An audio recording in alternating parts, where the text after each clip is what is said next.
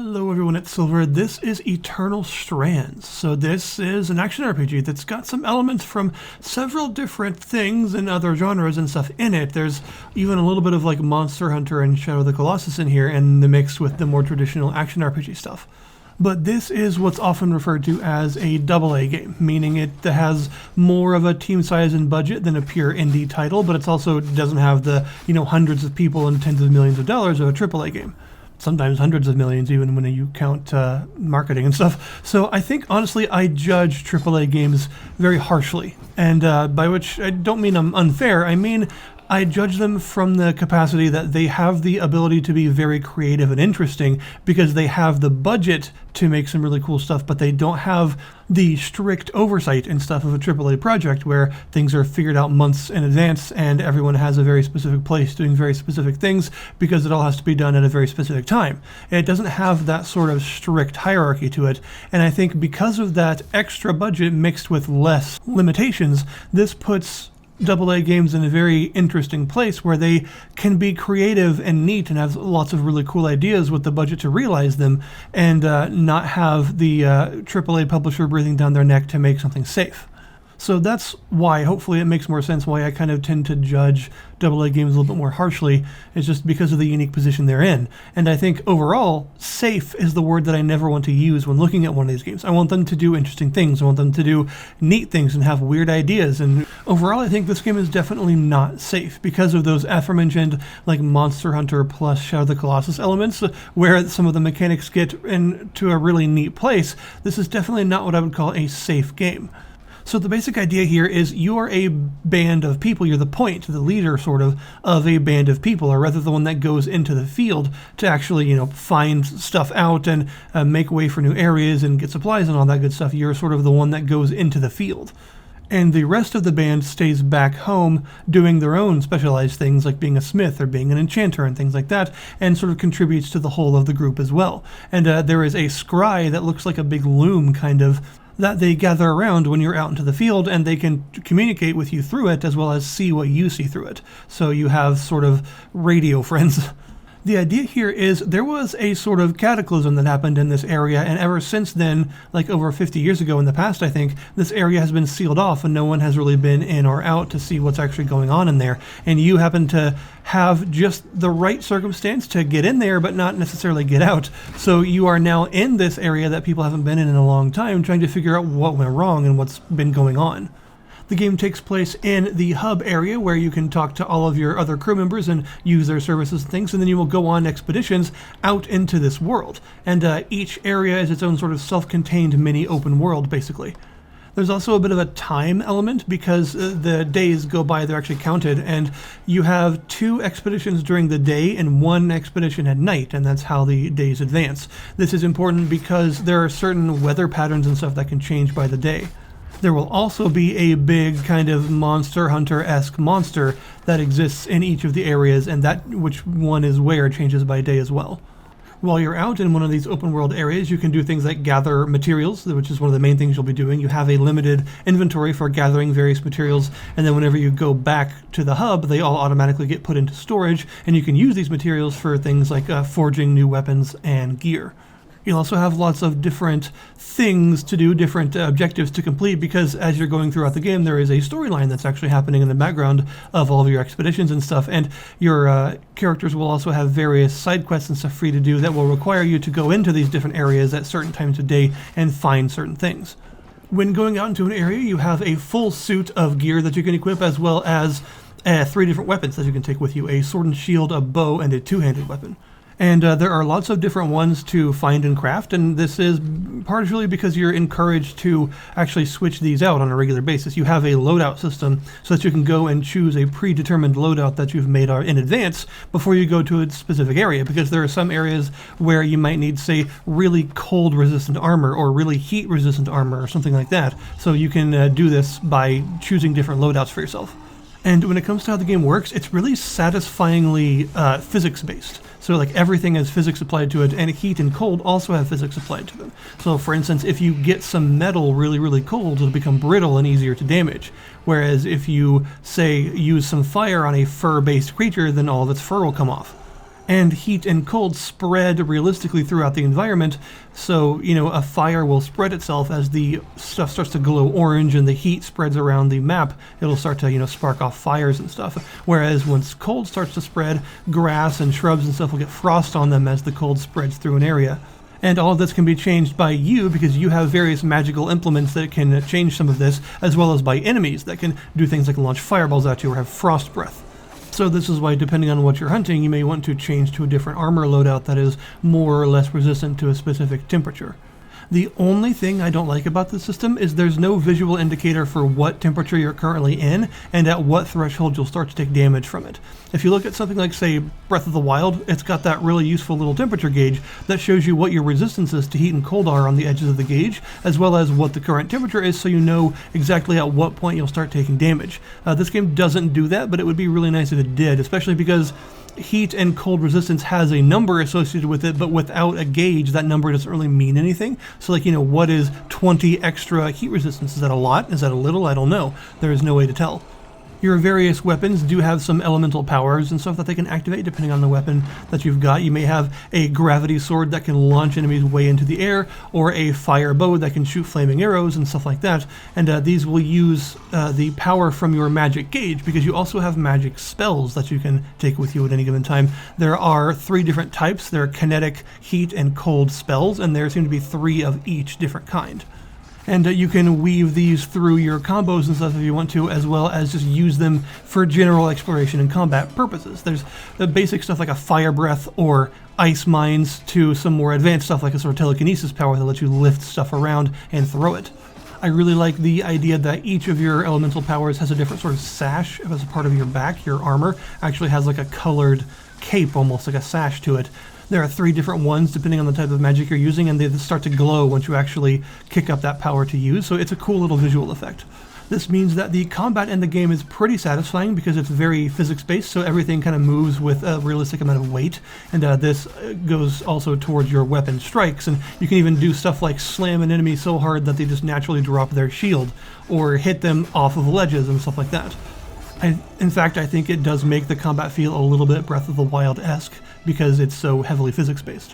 One thing that I really enjoyed is that when you're creating new gear, the stuff you're using actually matters, because the way the forging system works is it doesn't require a specific type of material. It just says you need at least 6 of this sort of material, and which one you use is determined by which one you have 6 of, basically. This means that all of your gear is customized, basically personalized by what you use to create it. So if you use a really pale wood to make a bow, then the bow part is going to be a really pale white color. If you use a red metal to make a sword, then the whole sword is going to be made of like a red metal color. So this means that everything looks really cool because it's all customized based on how you created it. Every one of the different materials that goes into crafting something is actually shown on the model. While you're exploring an area, you'll find these different sort of points of interest that you can walk up to that will give you some lore about that area, as well as increase a sort of semi-invisible stat. It's not invisible exactly, you can see it when you're selecting which area to go to, but basically the more of these little notes and things you collect, the more stuff about that area you'll be able to tell without going there. So once you collect a certain number of them, you'll know which of the big monsters is roosting there, and you'll know what the current weather status is and things like that. So you basically want to increase this attunement value by finding a whole bunch of new stuff, because it gives you more and more information on each area at a glance. And a lot of this stuff can be pretty hard to find, purposefully so. There's a lot of secret stuff in each area, because you can climb anywhere. You can just walk up to any surface you want and start climbing it. And you have a pretty substantial stamina meter that you can use to climb, so you can climb really high. And you'll find that oftentimes a lot of this stuff, as well as chests of rare resources and things like that, are hidden in all kinds of out-of-the-way places for you to explore. You'll also notice that almost everything in the world is destructible to an impressive degree. Even like big wooden houses and stuff can be destroyed by big enough attacks. So a whole lot of the environment can actually be deformed and destroyed this way during combat and stuff, which is super cool. But of course, the main mechanic that probably interests most people in this game when they see it are the giant enemy fights. And yeah, there are various large monsters and things that you can fight. You'll find both large organic beings like dragons and stuff like that to fight, but you'll also find these things called great arcs, and arcs are basically like golems or robots, and great arcs are big ones. There's a very cool mechanic in terms of how you fight these things. So for one, you fight them kind of Shadow of the Colossus-like, where you can just walk up to them and grab them anywhere you want to and start climbing them, and then you can smack them while you're climbing them in specific weak spots. You'll find that a lot of the arcs have armor and stuff on their outside that covers a lot of the weak spots that you need to hit. So you've got to find the buckles and buttons and stuff that keep the armor on, smack those to knock it off, and then you can get access to their fleshy bits. You'll also notice that you can only smack one of their fleshy bits a certain number of times before it turns white and becomes basically invincible. So if you want to actually deplete the health gauge of one of these things, you got to constantly switch between areas, because after a short time they'll stop contributing to the health gauge, so you've got to start up a new one. This means that you are encouraged to be pretty creative with how you approach these enemies, and a lot of the stuff that you could do in Shadow of the Colossus that was like extra speedrunning tactics, like launching yourself onto targets more quickly and stuff like that, using the physics to your advantage. Well, you can do a lot of that stuff here too when you're actually encouraged to do so. And then eventually, once you find enough of their weak points and destroy enough of them, their health gauge will be depleted and they will fall and die on the spot, which will get you usually some of the best, rarest resources you can get, which makes sense, right? Obviously, the big, scary, huge enemy things are the ones that drop the fanciest stuff.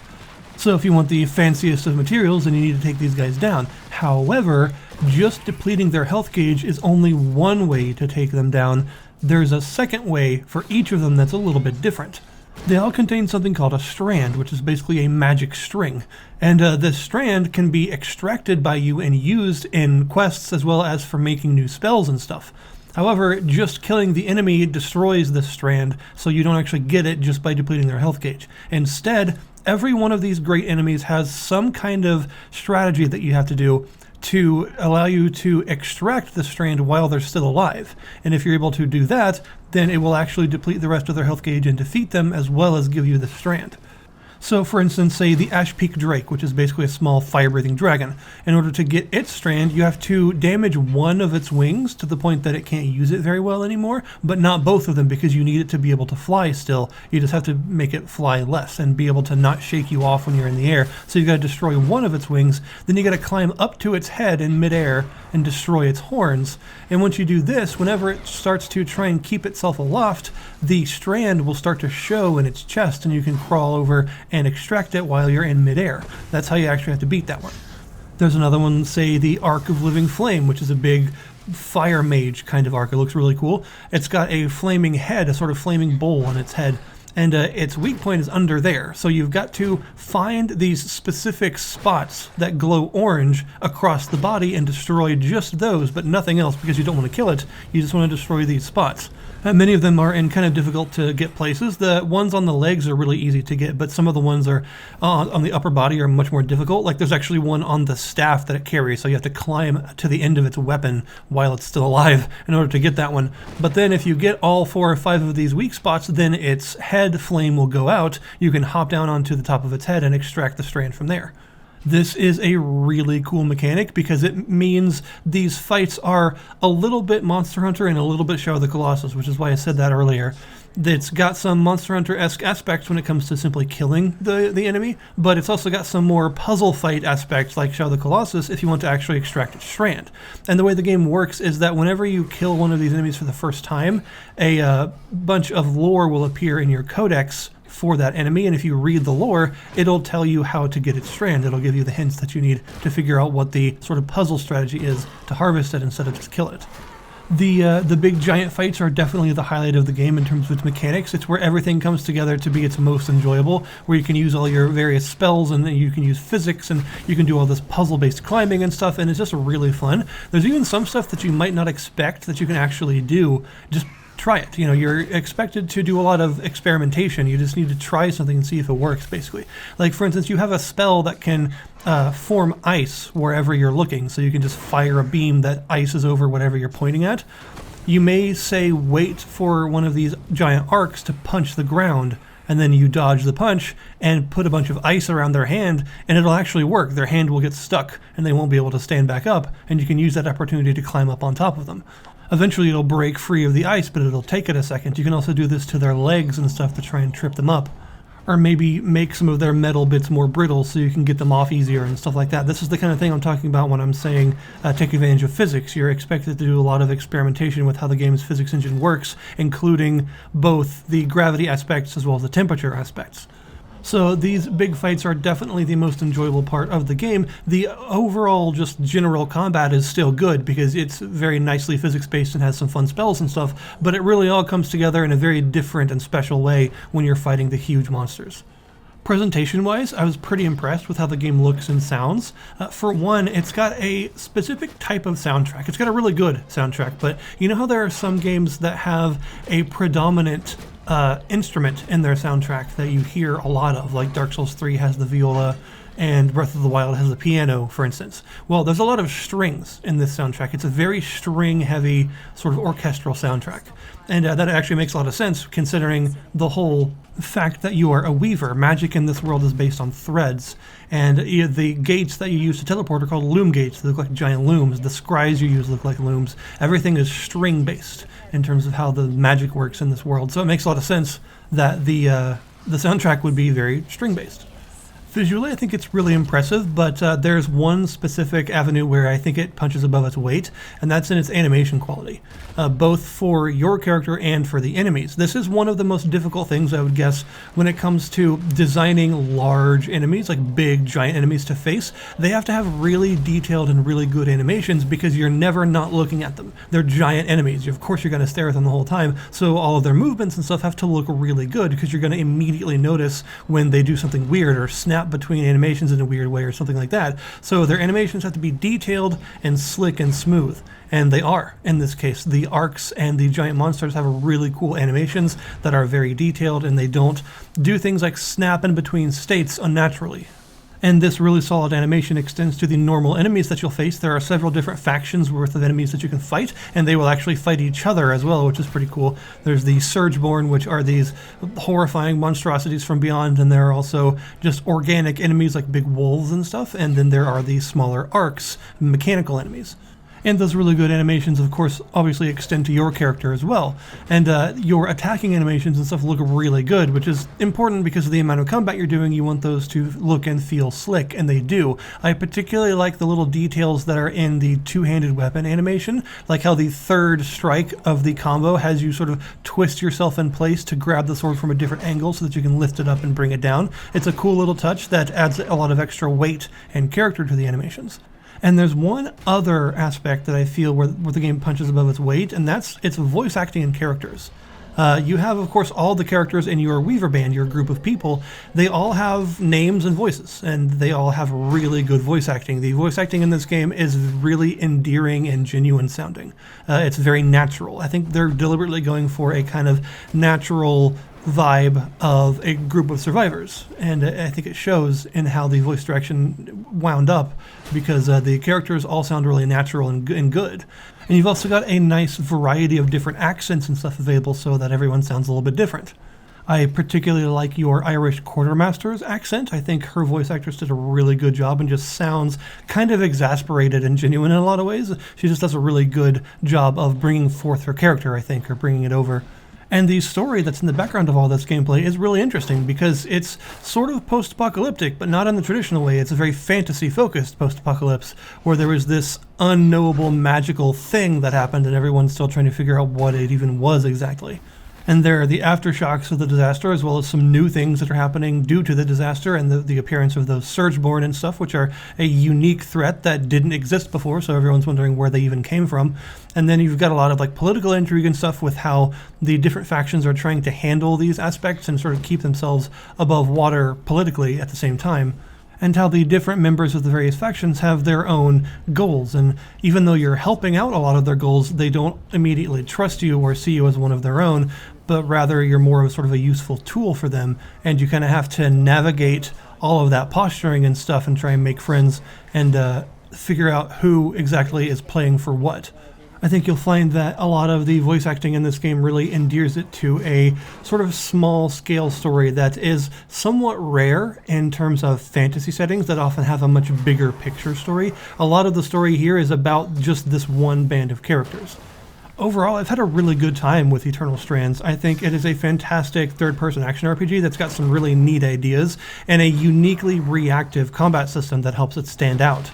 Its solid presentation and fantastic voice acting help to tie together all of the non-combat bits and make them interesting and memorable enough to make you want to keep going.